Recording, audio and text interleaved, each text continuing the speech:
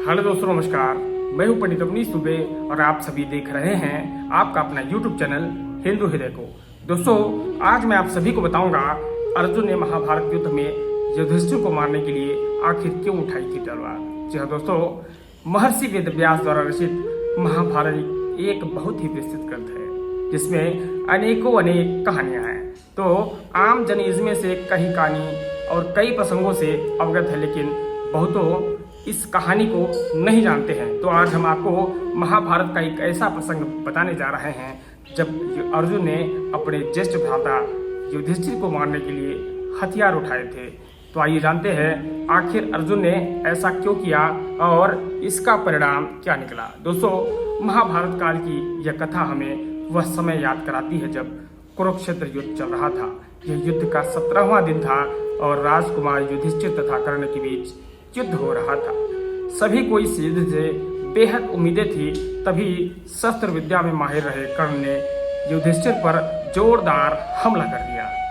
एक के बाद एक करके कर्ण ने सभी बार युधिष्ठिर पर भारी पड़ते गए और वह बुरी तरह से घायल हो गया। अब कर्ण के पास मौका था कि वह युधिष्ठिर को मारकर पांडवों की नींव हिला सकता था, लेकिन उसने यह मौका हाथ से जाने दिया, क्योंकि कर्ण ने युधिष्ठिर पर सिर्फ इसलिए वार नहीं किया क्योंकि उसने पांडवों की माता कुंती को यह वचन दिया था कि चाहे कुछ भी हो जाए वह उनके किसी भी पुत्र को जान से नहीं मारेगा। और यही तक कारण था कि ना चाहते हुए भी कर्ण ने युधिष्ठिर को जीवित जाने दिया।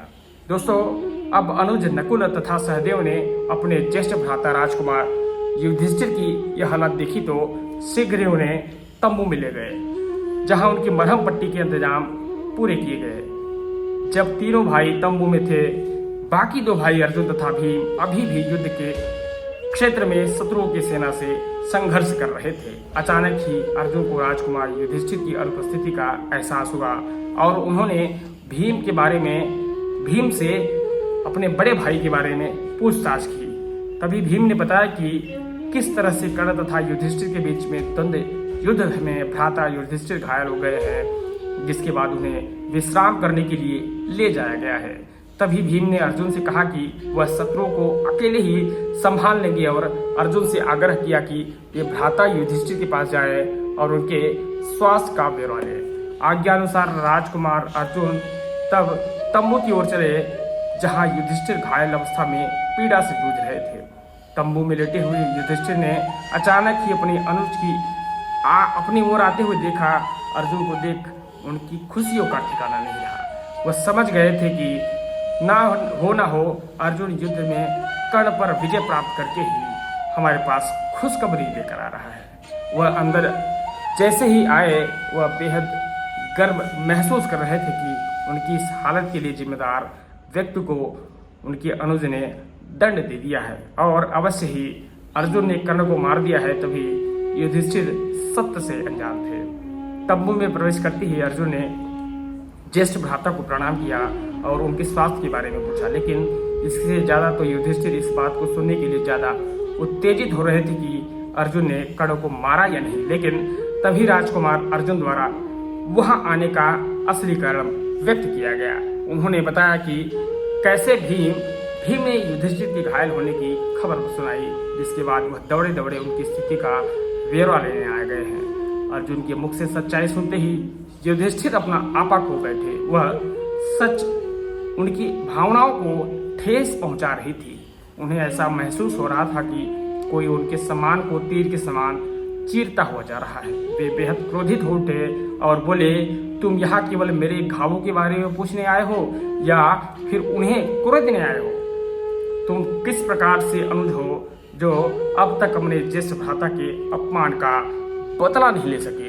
दोस्तों, युधिष्ठिर के इस कटु वचनों को सुनकर अर्जुन बेहद शर्मिंदा महसूस कर रहे थे, लेकिन युधिष्ठिर का क्रोध शांत नहीं हो रहा था।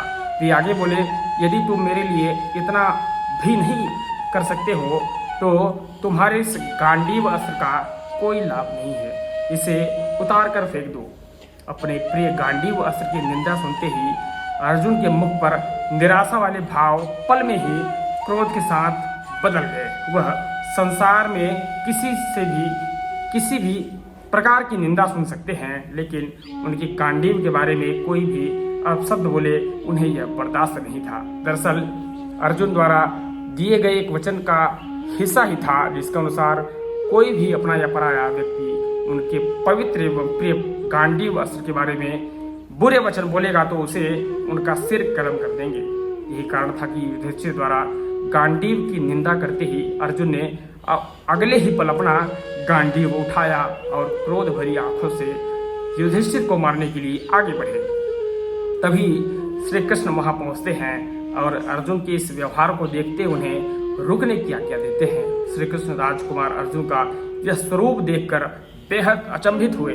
वे समझ नहीं पा रहे थे कि आखिरकार ऐसी क्या बात हो गई जो अर्जुन ने ही अपने प्रिय भाई युधिष्ठिर को प्राण लेने के लिए तैयार हो गया है। तत्पश्चात अर्जुन ने उन्हें घटना का सार बताया, फिर श्री कृष्ण को समझाया कि आखिर बात क्या थी। उस समय भगवान श्री कृष्ण ने अर्जुन को समझाया कि बोले, हे अर्जुन, मैं तुम्हारे अपने गांडीव के संबंध के लिए संदर्भ में दिए गए वचन का सम्मान करता हूँ। वचनानुसार तुम्हें अपने ही ज्येष्ठ भ्राता को मार देने का पूरा हक है, परंतु धार्मिक संदर्भों में यह पाप है। लेकिन दूसरी ओर अर्जुन भी अपने वचन से मजबूर थे। उनकी मनसा को और गहराई से समझते हुए श्री कृष्ण बोले, अर्जुन, यदि तुम्हें अपने वचन को पूरा करना है तो इसका एक अन्य साधन भी मौजूद है।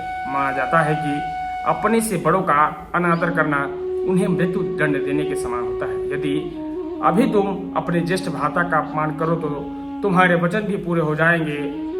श्री कृष्ण की आज्ञानुसार अर्जुन ने अगले ही पर युधिष्ठिर को तिरस्कार किया।